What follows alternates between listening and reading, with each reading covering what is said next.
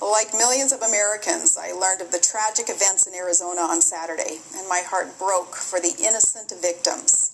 No words can fill the hole left by the death of an innocent, but we do mourn for victims' families as we express our sympathy. I agree with the sentiments shared yesterday at the beautiful Catholic Mass held in honor of the victims. The Mass will hopefully help begin a healing process for the families touched by this tragedy and for our country, our exceptional country. So vibrant with ideas and passionate exchange and debate of ideas, it's a light to the rest of the world. Congresswoman Giffords and her constituents were exercising their right to exchange ideas that day to celebrate our republic's core values and peacefully assemble to petition our government. It's inexcusable and incomprehensible why a single evil man took the lives of peaceful citizens that day. There's a bittersweet irony that the strength of the American spirit shines brightest in times of tragedy. We saw that in Arizona. We saw the tenacity of those clinging to life, the compassion of those who kept the victims alive, and the heroism of those who overpowered a deranged gunman. Like many, I've spent the last few days reflecting on what happened and praying for guidance. After this shocking tragedy, I listened at first puzzled, then with concern, and now with sadness, to the irresponsible statements from people attempting to apportion blame for this terrible event. President Reagan said, "We must reject the idea that every time a law is broken, society is guilty rather than the lawbreaker. It is time to restore the American precept that each individual is accountable for his actions. Acts of monstrous criminality stand on their own. They begin and end with the criminals who commit them, not collectively with all the citizens of a state, not with those who listen to talk radio, not with maps of swing districts used by both sides of the aisle, not with law-abiding citizens who respectfully exercise their First Amendment rights at campaign rallies, and not with those who proudly voted in the last election. The last election was all about taking responsibility for our country's future. Now, President Obama and I may not agree on everything, but I know he would join me in affirming the health of our democratic process. 2 years ago, his party was victorious. Last November, the other party won. In both elections, the will of the American people was heard, and the peaceful transition of power proved yet again the enduring strength of our republic. Vigorous and spirited public debates during elections are among our most cherished traditions. And after the election, we shake hands and we get back to work. And often both sides find common ground back in D.C. and elsewhere. If you don't like a person's vision for the country, you're free to debate that vision. If you don't like their ideas, you're free to propose better ideas.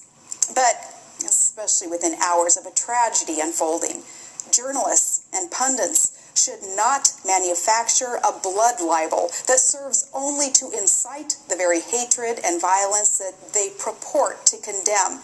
That is reprehensible. There are those who claim political rhetoric is to blame for the despicable act of this deranged, apparently apolitical criminal. And they claim political debate has somehow gotten more heated just recently. But when was it less heated? Back in those calm days when political figures literally settled their differences with dueling pistols? In an ideal world, all discourse would be civil and all disagreements cordial. But our founding fathers knew they weren't designing a system for perfect men and women. If men and women were angels, there would be no need for government. Our founders' genius was to design a system that helps settle the inevitable conflicts caused by our imperfect passions in civil ways. So we must condemn violence if our republic is to endure. As I said while campaigning for others last March in Arizona during a very heated primary race, I said we know violence isn't the answer. When we take up our arms, we're talking about our vote. Yes, our debates are full of passion, but we settle our political differences respectfully at the ballot box, as we did just 2 months ago, and as our republic enables us to do again in the next election and the next. That's who we are as Americans and how we were meant to be. Public discourse and debate isn't a sign of crisis, but of our enduring strength. It is part of why America is exceptional. No one should be deterred from speaking up and speaking out in peaceful dissent. And we certainly must not be deterred by those who embrace evil and call it good. And we will not be stopped from celebrating the greatness of our country and our foundational freedoms by those who mock its greatness by being intolerant of differing opinion and seeking to muzzle dissent with shrill cries of imagined insults. Just days before she was shot, Congresswoman Giffords read the First Amendment on the floor of the House. And it was a beautiful moment, and more than simply symbolic, as some claim, to have our Constitution read by our Congress. I am confident she knew that reading our sacred Charter of Liberty was more than just symbolic. But less than a week after Congresswoman Giffords reaffirmed our protected freedoms, another member of Congress announced that he would propose a law that would criminalize speech that he found offensive.